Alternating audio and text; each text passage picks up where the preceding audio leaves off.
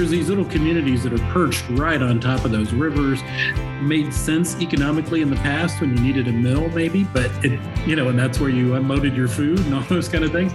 But today puts them at incredible risk, and many of those communities have tremendous environmental justice questions. Welcome to Growing Impact, a podcast by the Institutes of Energy and the Environment at Penn State. Growing Impact explores cutting-edge projects of researchers and scientists who are solving some of the world's most challenging energy and environmental issues. Each project has been funded through an innovative seed grant program that's facilitated through IEE. I'm your host, Kevin Slyman. On this episode of Growing Impact, I speak with Lillard Richardson, a professor of public policy and the department head of the School of Public Policy at Penn State. Richardson's research focuses on the policy analysis of health and safety policies.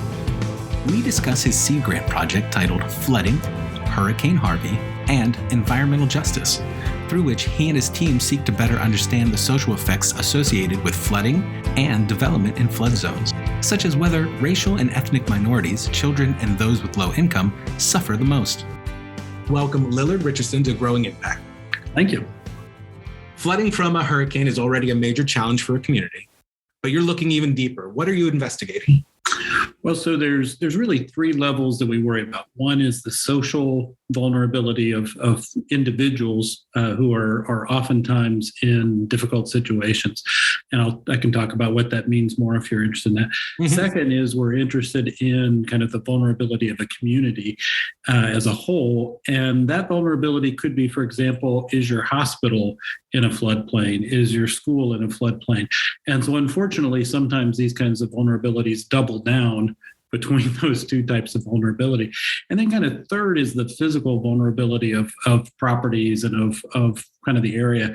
And the physical vulnerability is more like the work that hydrologists or others, engineers and others around the university might do. But we're mostly interested in the policy aspects, what affects the communities, public finance, whether a community has adopted certain kinds of policy to mitigate flooding, and then again, how those individuals are affected. So it's really kind of those two areas that we're trying to understand. And the availability of data, big data, as people sometimes say, has been really incredible in what's available now. And so you can get information on almost every property in America. You can find out, there's incredible information about what part of your property might be along a floodplain, what part's not, all those kinds of information. And so it takes sort of the resources of a place like Penn State to be able to do some of this stuff, because we've had to use the Roar supercomputer, and we're probably using more terabytes of data to do this than they did to put, the man on the moon with the Apollo mission, kind of thing. It's like 15 terabytes, which, it's hard to even imagine those kind of terabytes. But so that's kind of what's driving this, is trying to really dig down into that data at the parcel level, the individual property level. And then kind of the next step will be, once we've sort of identified that in this really detailed, rich way, is to really start to understand then more about the people that are affected themselves by this, but understanding better like who really is most vulnerable, which properties have been sort of damaged repeatedly, which ones are sort of due for it, those kinds of things. And then again, how it sort of interacts with those community and policy level kinds of issues. What's the inspiration behind the project? Well, it actually started probably 5-6 years ago that we actually started to really get interested in this topic, and it was a conversation with a couple colleagues over lunch. These things can happen, and that's one of the things we sort of lost with the lockdown, unfortunately. But hopefully, we'll get back soon. And I've done a lot of policy work that's both health and state level kinds of issues.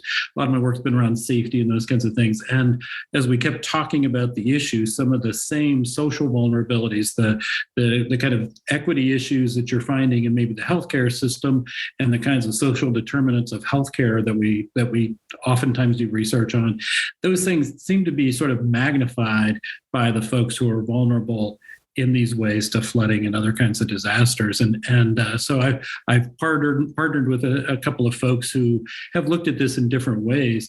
But then really this data availability just the last couple of years has really exploded and allowed us to think about some of these questions in a much more micro way, rather than just saying, all the folks that live along this river are at risk. Mm-hmm. Here's specifically the folks who are at like a 8 out of 10 kind of risk, and here's the folks who are 6 out of 10, and here's the folks who are 2 out of 10, and trying to understand that in a much more nuanced way. How are flooding and environmental justice connected? Yeah, so there's really two major risks of flood in America. They are people who are along the coast, particularly hurricane, threats along the Gulf Coast and the South Atlantic, Southern Atlantic states like South Carolina and North Carolina. And coastal flooding tends to be, not entirely, we know from like Superstorm Sandy, some of it did hit some lower income houses, but oftentimes coastal damage is much more to second homes, vacation homes, people that, have invested and that are oftentimes upward middle class. Riverine flooding, which is, along rivers like the Juniata and those kinds of things, and Susquehanna here locally, there's these little communities that are perched right on top of those rivers. Made sense economically in the past when you needed a mill, maybe, but it, and that's where you unloaded your food and all those kind of things. But today puts them at incredible risk. And many of those communities have tremendous environmental justice questions because it tends to be the poorest people living in many of those most vulnerable homes. A lot of the schools, public services are also very vulnerable.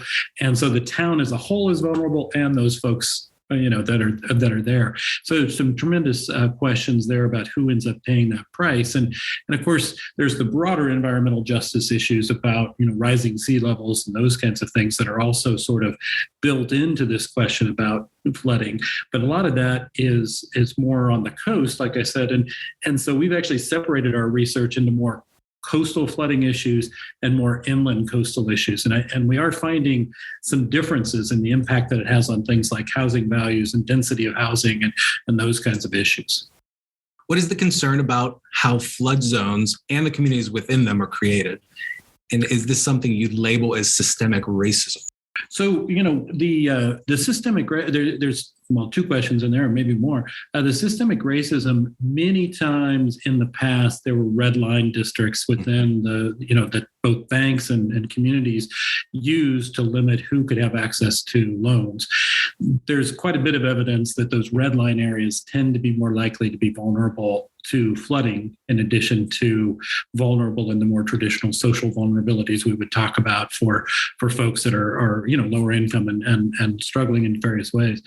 And so the question between the redlining and kind of the long-term structural issues of how communities were built, that's pretty straightforward. And there's a fair amount of evidence on that.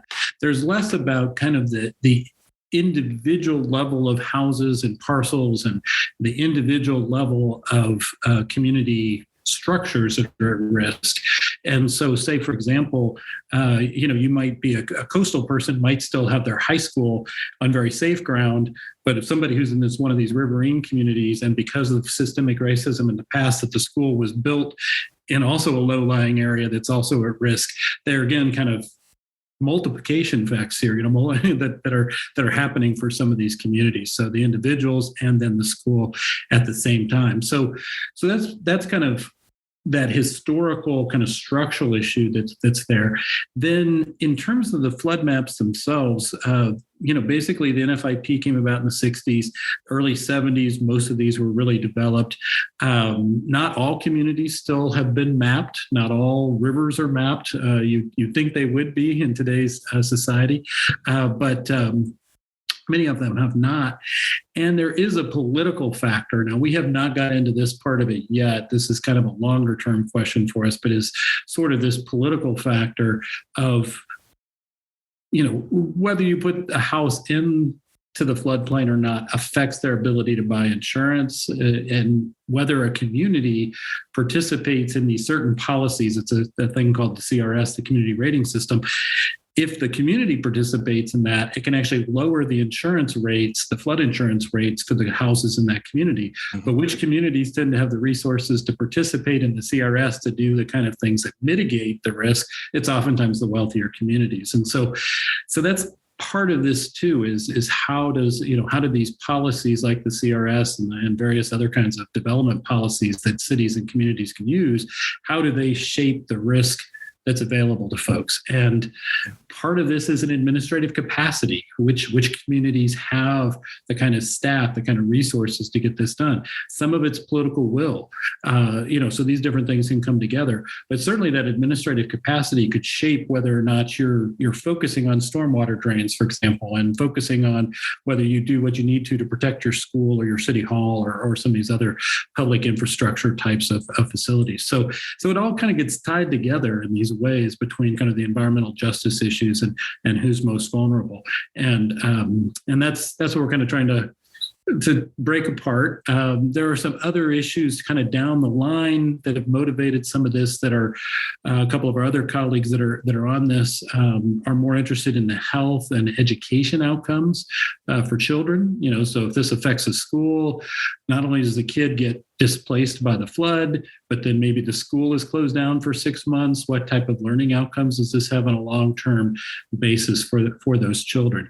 And so there's a lot of work on kind of the how any displacement affects children's development, and that's an issue that a couple of my colleagues that are on the project are particularly in tune with. Part of this is to look to build a new database, if I understand it correctly. Yeah. So why is it important to create this database with this new information? Yeah, so a lot of the past information on this stuff was really at the broad level, like zip code level. And when we think about a community, a zip code can be pretty broad. It can be, State College only has 2 or 3 of these that are, cover most of the population.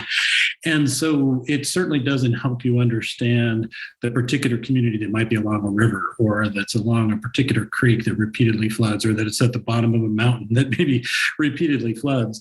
And so, maybe in some rural areas, a zip code might give you a pretty good sense of who's at risk, or I should say in certain urban areas, it may give you a pretty good sense of risk, but a rural zip code can be very large too. And so part of what we're trying to understand is these little bitty towns, like Williamsburg, that's down south of here, that's, kind of near Huntington and Altoona, a little town out by itself. What type of risk does that type of town have? And so this database is allowing us to not just be at the zip code level or at the kind of massive flood level, but we can actually say this house at this latitude and longitude is at, like say on a scale from 1 to 10 to make it simple, there are 4 or there are 6 or whatever it is. And then we can also, though, based on now, because there's so much data out there, based on the county assessor data, we know that that's a 1,200 square foot home or a 2,400 square foot home, or if it was assessed at $1 million or whether it was assessed at $200,000. And those are all public records, but getting them all in one place is enormously, intensive, both in terms of human time and in terms of computing resources to try to do that. And then when you start overlaying things like, elevation, the flow of the water, which way the water is going, and then the maps that that FEMA puts out, those are constantly being updated. And there are some communities, so kind of going back to whether, kind of the equity issues on this, there are many counties that don't have the resources to do this. And it tends to be coastal counties get the attention, big population counties tend to get this kind of stuff.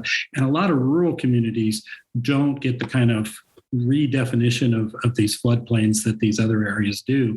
And so that also can create some issues because, the floodplains that were built in the 60s aren't necessarily that accurate. Plus they were doing broad, it was like they would just draw a circle and say like everything within this circle must be it. Well, there might be a big hill in the middle of that circle and that wouldn't be at risk. But there also could be some little cutoffs off of that aren't being covered in the right way. And so some of the more wealthy communities have gotten down to where there's somebody sitting there looking at a map and looking at elevation and knows this house should be in the floodplain, but the house next door shouldn't be. And so they're starting to get more and more refined, but that's the kind of data we need. And are you behind a levee, or are you behind maybe, some kind of berm that's been created, or, is there nothing between your backyard and and the creek or river, that kind of thing. So it's just layering on lots and lots of data into one place. But and the final thing I would add is that data like municipal finance, public infrastructure types of stuff, the school district data, those kinds of things. They're oftentimes in completely different kinds of data sets that aren't attached to this kind of individual level data. And so consequently, pulling those together and trying to match up like the municipal county lines with which houses are in a floodplain is just a very time intensive type of process. So that's where the data is there, but getting it all into a place that can answer the questions that we have about who's at risk, both at a community level, but also an individual level, is so important. When you get this information all in one place and have this database, what are some concrete ways to address those findings? Yeah, so one of the things, actually, I just got off the phone with one of our colleagues over at the Sustainability Institute, and we were talking about how we, as a next step, can partner with some either regional watershed type of associations or communities to start to understand how they could kind of make use of some of this data, what would be not just academic, but what would be, accessible to somebody who, maybe doesn't have a PhD and understanding how to do spatial econometrics. And we certainly have academic questions, and we've got things in academic journals, but how do we make it in some kind of toolbox that's available for communities to make some use of it? And we're not necessarily the ones that are going to fix these inequities, but the first step is oftentimes just finding out where are the inequities, where are the vulnerabilities, and then hopefully getting that information into the right hands so that then the folks that are policymakers who are deciding zoning laws and things like that can use that information, hopefully in a good way to sort of address and ameliorate some of those inequities that are out there. Are there any next steps or future plans besides already what you mentioned that maybe you would talk about for this project? Yeah, so, at this stage, like I said, this is really data intensive. And so at this stage, we've done something like 10 states. And we just started really working on Pennsylvania. But we kind of, like I said, started with the Gulf and kind of southern Atlantic states. And but it is pretty time intensive. And so it takes, just takes a while to add on each state. And I think the thing that, I think anybody in Pennsylvania would know that Pennsylvania has a tremendous number of floods and it's had tremendous level of damage over the years. But people might not think about North Dakota, South Dakota, places like that also have pretty considerable risk themselves. And, some of the worst damage inland was a couple of years ago in Iowa, like, downtown Des Moines was like heavily damaged by flooding, and people just don't think about that out there in those parts of the country. And so certainly as we build up the database to start to cover some of those other parts of the country, that's one of the goals, is to be able to cover more areas. And then I think, like I said, some of my colleagues are really more interested in now that we have this kind of information, trying to understand a bit more at the individual level, the human level, through perhaps qualitative methods or ethnographies or those kinds of things. How do we start to understand how people sort of process this information? How do they process risk? Do they, for example, a little thing like Texas now has a disclosure law for renters on whether they're in a floodplain. Some states don't even require disclosure when you buy a house. So how does that disclosure shape your thinking about when you buy or rent property? And so we don't know a lot about that. There are some studies out there. There are other folks working on this area. Obviously, it's a huge area. But those are the kind of things that we want to try to eventually get to is kind of that broader understanding of how this impacts the community. So hopefully that's a future step. But there's plenty of data work between here and there. So we've got ourselves quite a research agenda for a while. Thank you for spending time with us on Growing Impact, Willard. Yeah, it was great to meet you and talk to you today. And if anybody's interested in flood research, wants to reach out to me and the team, it'd be great to work with them. You've been listening to Growing Impact, a podcast by the Institutes of Energy and the Environment at Penn State. I've been your host, Kevin Slyman. This has been Season 2, Episode 9. Thank you for listening.